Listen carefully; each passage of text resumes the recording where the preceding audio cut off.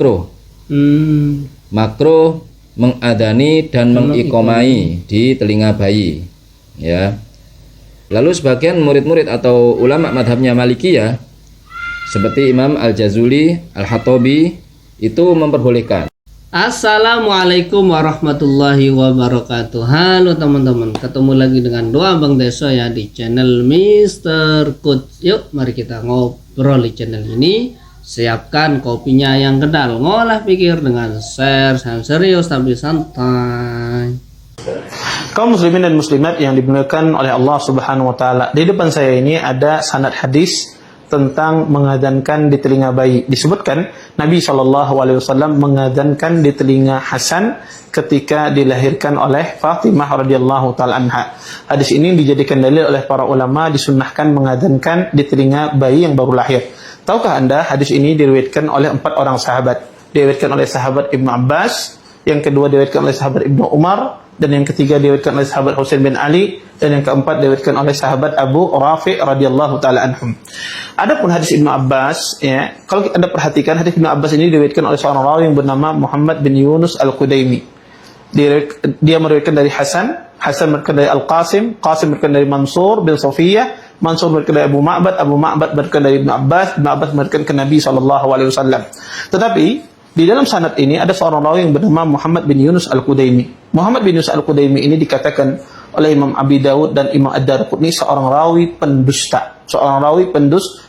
Bahkan Ibn Hibban mengatakan kana yadul hadis ala thiqat. Dia suka memasukkan hadis terhadap rawi-rawi yang terpercaya. Oleh karena itu, para ulama menghukumi hadis Ibnu Abbas ini sanadnya adalah hadis yang palsu.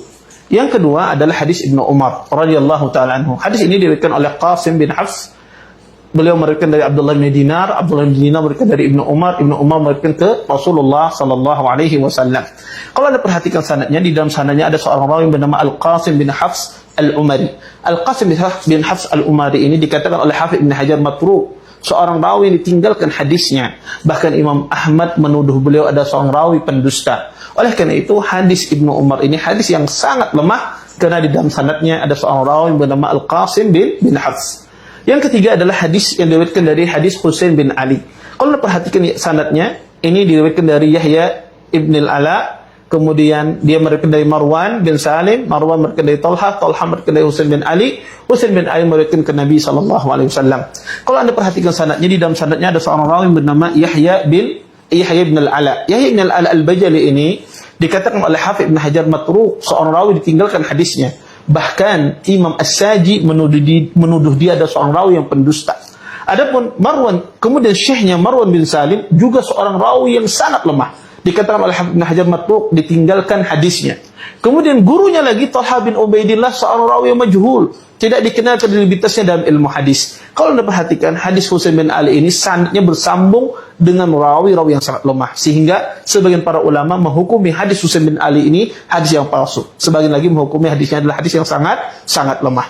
Yang keempat adalah hadis Abu Rafi. Hadis Abu Rafi ini diriwayatkan dari Asim bin Ubaidillah. Beliau meriwayatkan dari 2 orang, Ali bin Husain dan Ubaidillah bin Abi Rafi. Kemudian keduanya meriwayatkan ke Abu Rafi meriwayatkan ke Nabi sallallahu alaihi wasallam. Di dalam sanadnya ada seorang rawi bernama Asim bin Ubaidillah. Asim bin Ubaidillah ini dikatakan oleh Imam Bukhari munkarul hadis, sangat mungkar dalam periwayatan hadis. Hal yang serupa juga dikatakan oleh Imam Abu Zur'ah, Imam Abu Hatim. Sehingga para ulama menilai hadis Asim bin Ubaidillah ini adalah hadis yang sangat lemah. Dari pemaparan tadi Anda bisa lihat 4 hadis ini ada sebagian hadisnya dihukumi oleh para ulama palsu, ada sebagian hadisnya dihukumi oleh para ulama sangat lemah. Maka hadis-hadis ini tidak bisa saling menguatkan, sehingga hadis mengadzankan di telinga bayi, wallahu a'lam, saya berpandangan bahwasanya hadisnya sangat lemah, ya, tidak bisa saling menguatkan satu sama lain, dan tidak dipungkiri masalah mengadzankan di telinga bayi terjadi khilaf di kalangan para ulama. Tapi sebagaimana kita katakan tadi, hadisnya hadis yang sangat lemah, tidak bisa saling menguatkan. Syukran, wassalamualaikum warahmatullahi wabarakatuh. Oke. Ustaz tadi hanya menyinggung adzan loh ya, tidak menyinggung iqamah ya. Amalnya kan adzan di telinga bayi yang kanan, kemudian iqamah di telinga bayi yang kiri. Saya tadi menyimpulkan itu hadis mengenai adzan saja. Oke, kita cek aja.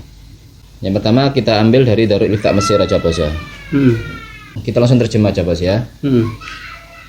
Ulama ahli fikih berselisih pendapat mengenai hukum takdain, berarti adzan dan Adzan, iqamah iya. ya.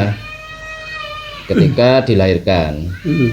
Lalu jumhurul fuqaha, mayoritas ulama fikih dari mazhab Hanafi, Syafi'i dan Hambali ini bersepakat bahwasanya adzan dan iqamah di telinga bayi yang baru dilahirkan itu disunahkan, bos ya. Karena hadis Nabi, Fa'an Ubaidillah bin Abi Rafi' an abihi qala ra'aitu Rasulullah sallallahu alaihi wasallam adzana fi udhunil Hasan bin Ali hina waladathu Fatimatu bis shalah. Akhrajahu Imam Abu Dawud wal Imam Tirmidzi fi Sunan. Ya. Qala Abu Isa aqibahu hadza hadisun hasanun sahih. Ya. Kemudian menurut pendapat Imam Nawawi Asy-Syafi'i dalam kitab Majmu', sunat mengadani di telinga bayi yang baru lahir, bos ya, baik laki-laki maupun perempuan dengan lafal adzan salat. Karena hadis Abi Rafi' yang telah disebutkan oleh musannaf, ya. Kemudian menurut Ashabus Syafi'i, sekelompok dari Ashabus Syafi'i, yustahabu, itu disunahkan mengadani di telinga kanannya bayi lalu mengiqomai di telinga kiri bayi. Kemudian ada pendapat lagi dari Al-Alamah Al-Bahuti Al-Hambali dalam kitab Kisyaful Qina. Ini kayaknya syarahnya kitab Al-Iqna ya. Kemudian disunahkan juga mengadani bayi yang baru lahir di telinga yang kanan, baik bayi perempuan maupun bayi laki-laki, dan mengiqomai di telinga yang kiri. Lalu wadhaba ilal Malik, wadhaba al-Imam Malik, kalau Imam Malik berpendapat pada makruh. Makruh mengadani dan mengiqomai di telinga bayi, ya. Lalu sebagian murid-murid atau ulama madhabnya Malikiyah seperti Imam Al-Jazuli, Al-Hatabi itu memperbolehkan ila jawazil amal bihi, ya, memperbolehkan. Sebagaimana yang diutarakan oleh Imam Al-Alamah Al-Hattab Al-Maliki di kitab Mawahibil Jalil. Qala Syekh Abu Muhammad bin Abi Zaid fi kitabi Al-Jami' min Mukhtasaril Mudawwanah.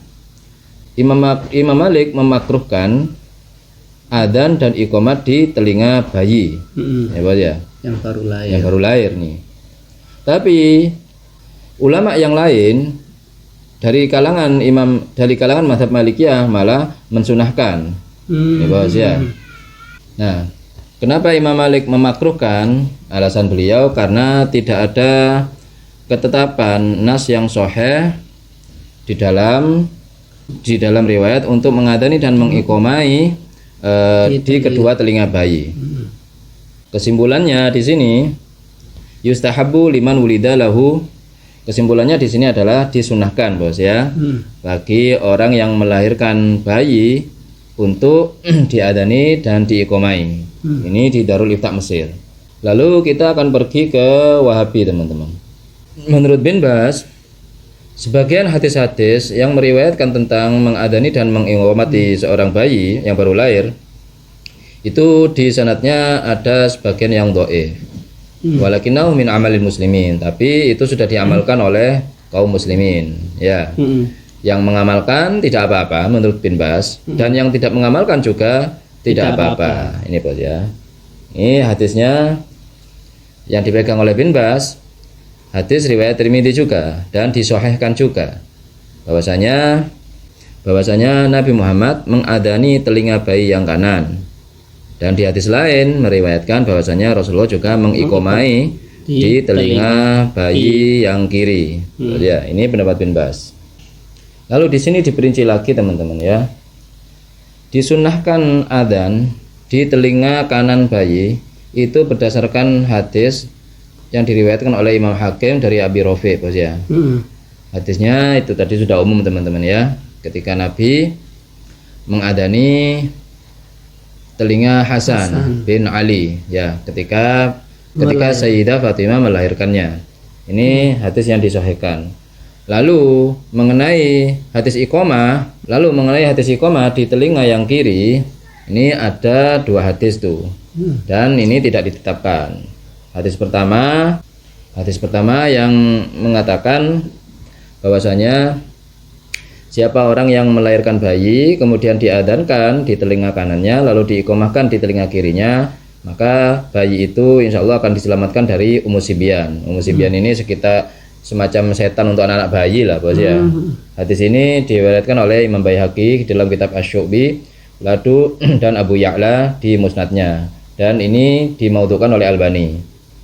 Lalu hadis kedua, hadis dari Ibnu Abbas bos ya, bahwasanya Nabi mengadani di telinga Husain bin Ali dan mengiqomai di telinga yang kiri. Ini diriwayatkan oleh Imam Baihaqi.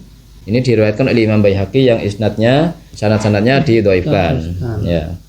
Kemudian riwayat yang datang dari Umar bin Abdul Aziz bahwasanya mengenai adzan dan iqomah di telinga kanan dan telinga kiri, maka Ibnu Hajar berpendapat bahwasanya beliau tidak pernah menemukan sanadnya mengenai hadis ini. Ini pendapat Ibnu Hajar ya.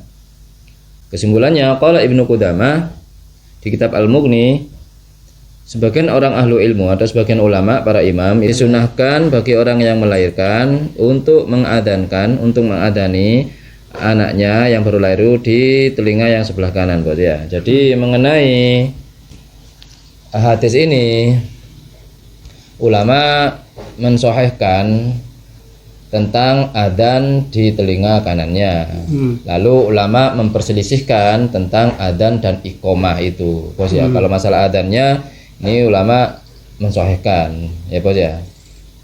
Yang diperselisihkan adalah tentang adzan dan iqomah sekaligus itu bos ya. Oke bos, itu saja bos. Oke, itu saja obrolan hari ini. Mudah-mudahan bermanfaat, mudah-mudahan mencerahkan, dan mudah-mudahan kita bisa bersikap bijak lagi. Ma asabaka min hasanatin famin Allah wa ma asabaka min sayyi'atin famin nafsik. Yang baik-baik semuanya datang dari Allah, yang jelek-jelek datang dari kami. Mohon maaf. Wa akhirul kalam, assalamualaikum warahmatullahi wabarakatuh. Waalaikumsalam warahmatullahi wabarakatuh.